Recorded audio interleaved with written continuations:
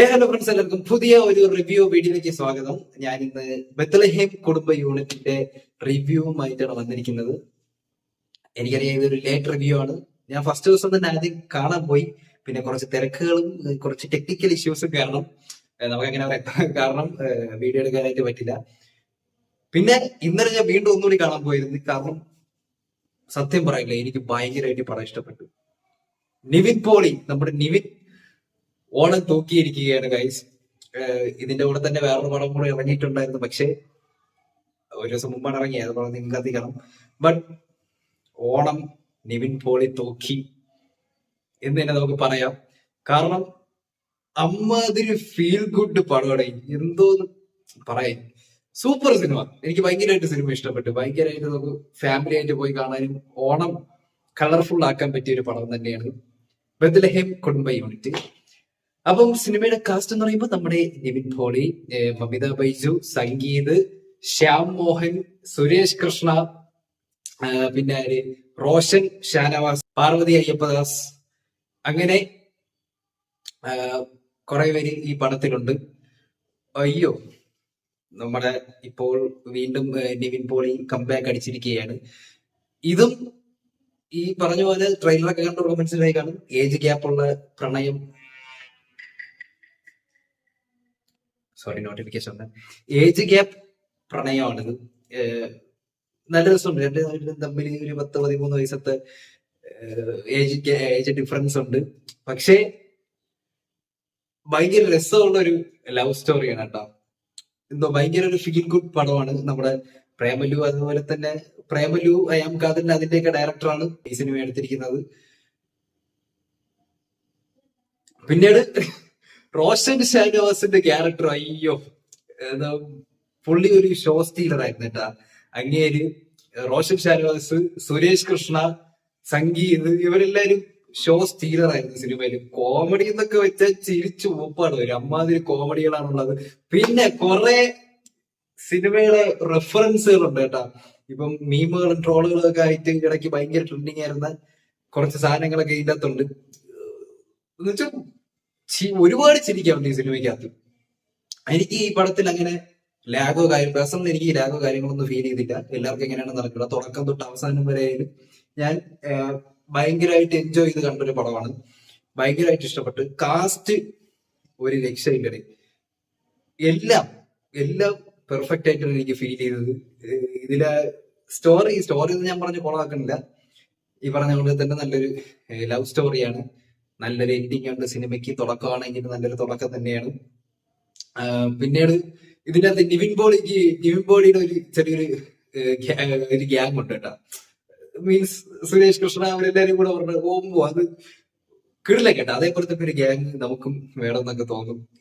അവര് അതിനും ഈ പറയുന്ന പോലെ പല ഏജ് കാറ്റഗറിയിലുള്ള ആൾക്കാരൊക്കെയാണ് അതിന്റെ അകത്ത്, ആ ഗ്രൂപ്പിന്റെ അകത്തുള്ളത്. ഭയങ്കര രസമാണ്. അതുപോലെ തന്നെ ഇതിന്റെ അകത്തൊരു മൊറേലി സിസ്റ്റേഴ്സ്, അങ്ങനെ ഒരു ഗ്രൂപ്പ് ഉണ്ട്. അത് നല്ല രസമായിരുന്ന സംഭവം. നന്നായിട്ട് അവരൊക്കെ ചെയ്തിട്ടുണ്ട്. പിന്നീട് മമിത ബൈജു എന്തത് പറയാം, നല്ല ക്യൂട്ടാണല്ലേ.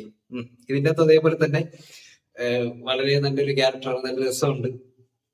രണ്ടുപേരുടെ കോമ്പിനേഷൻ ആണെങ്കിലും ഒരു രക്ഷയില്ലാത്ത കെമിസ്ട്രിയും കാര്യങ്ങളൊക്കെയാണ് പരിപാടി ഇതിന്റെ അകത്ത്. രണ്ടുപേരും നിവിൻ പോളിയും മമിത ബൈജു അത്യാവശ്യം നല്ലൊരു മേക്കിംഗ് ഉണ്ട്. അതുമാത്രല്ല പാട്ടുകൾ, അയ്യോ പാട്ടുകൾ പറയണം. ഇതിനകത്ത് യൗവന കഥകൾ എന്ന് പറഞ്ഞൊരു പാട്ടുണ്ട് കേട്ടാ. പണ്ട് അരവിന്ദ് സ്വാമിയുടെ ഇറങ്ങാത്തൊരു സിനിമ അന്ന എന്ന് പറഞ്ഞൊരു സിനിമയിലെ പാട്ടാണ്. അത് ഇത്ര 35 വർഷം മുമ്പ് ഇറങ്ങിയ പാട്ടാകൊണ്ടാണ് അത് ഈ സിനിമ ഇറങ്ങിയതിനു ശേഷം ആ പാട്ടിന് ഒരു ഫ്രീഡം കിട്ടിയിരിക്കുകയാണ്. കാരണം ഒരുപാട് ആൾക്കാർ അറിയാൻ തുടങ്ങി. ഞാൻ ഈ പാട്ട് ആദ്യമായിട്ടാണ് കേൾക്കണം. എന്ന് വെച്ചാൽ ഞാൻ ഇപ്പൊ റിപ്പീറ്റ് അടിച്ച് ആ പാട്ട് കേൾക്കുകയാണ്. അത്രയ്ക്ക് കിടിലൻ പാട്ട്. ഈ പാട്ട് ഞാൻ ഇതുവരെ കേട്ടിട്ടില്ല. എനിക്കാണ് ആരും കേട്ടിട്ടില്ലെന്ന് തോന്നുന്നു ഈ പാട്ട് അധികം. ഭയങ്കര രസമുള്ള പാട്ടാണ്. അയ്യോ, അതായത് പഴയ അരവിന്ദ് സ്വാമിയുടെ മലയാളം സിനിമയാണെന്ന് തോന്നുന്നു. അന്ന എന്നാണ് പേര്. ഇറങ്ങാത്തൊരു സിനിമയിലെ പാട്ടാണ്. അതിന്റെ ആ ഒരു പാട്ട് ഇതിന്റെ അകത്ത് ഒരു റെഫറൻസ് ഉണ്ട്. ഭയങ്കര രസമാണ് ആ പാട്ട്. അയ്യോ, പിന്നെ ഈ പറഞ്ഞ ഫസ്റ്റ് ഹാഫും സെക്കൻഡ് ഹാഫും നല്ലൊരു ഫ്ലോയിൽ പടം പോകുന്നുണ്ട്. എനിക്ക് ഒട്ടും തന്നെ ലാഗ് ഫീൽ ചെയ്തില്ല.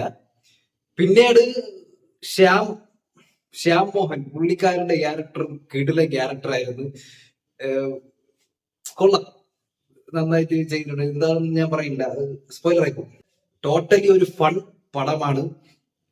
കുറെ ചിരിക്കാറുണ്ട്, കുറെ ചിരിക്കും, ചിരിച്ച് ഊപ്പാട് വരും, അമ്മാതിരി സാധനങ്ങളുണ്ട്. പിന്നെ അവസാനം വന്നിട്ട് ഭയങ്കര ചിരിച്ച് ഇതായിട്ട് വരുമ്പോഴത്തേക്ക് ചെറിയൊരു ഇമോഷണൽ ഒരു കണക്ഷൻ ഒക്കെ ഫീൽ ചെയ്യുന്ന സീൻ വരും. പെട്ടെന്ന് ഒരു ഷിഫ്റ്റ് വരും നമുക്ക് ലാസ്റ്റൊക്കെ വരുമ്പം. വല്ലാത്തൊരു ഫീലുള്ള ഒരു മൂവി. എനിക്ക് ഭയങ്കരമായിട്ട് വളരെ ഇഷ്ടപ്പെട്ടു.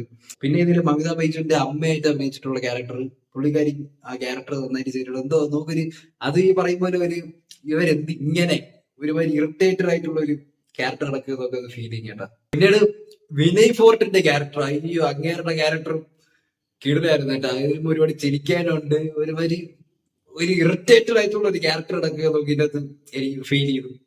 നന്നായിട്ട് ചെയ്തിട്ടുണ്ട്. പുള്ളിക്കാരനെ കൊണ്ട് ഈ ക്യാരക്ടറൊക്കെ ചെയ്യാൻ പറ്റുള്ളൂ. അത് മാത്രമല്ല, ഈ ജസ്റ്റിൻ എന്നുള്ള ക്യാരക്ടർ, നിവിൻ പോളിയുടെ ക്യാരക്ടർ, നമുക്ക് നിവിൻ പോളി ഇല്ലാതെ വേറെ ആരും ചിന്തിക്കാൻ പറ്റില്ല. കാരണം ഇപ്പൊ പുള്ളിക്കാരൻ മാത്രമേ ഉള്ളൂ ഇങ്ങനത്തെ ഒരു ക്യാരക്ടർ ചെയ്യാനായിട്ട്.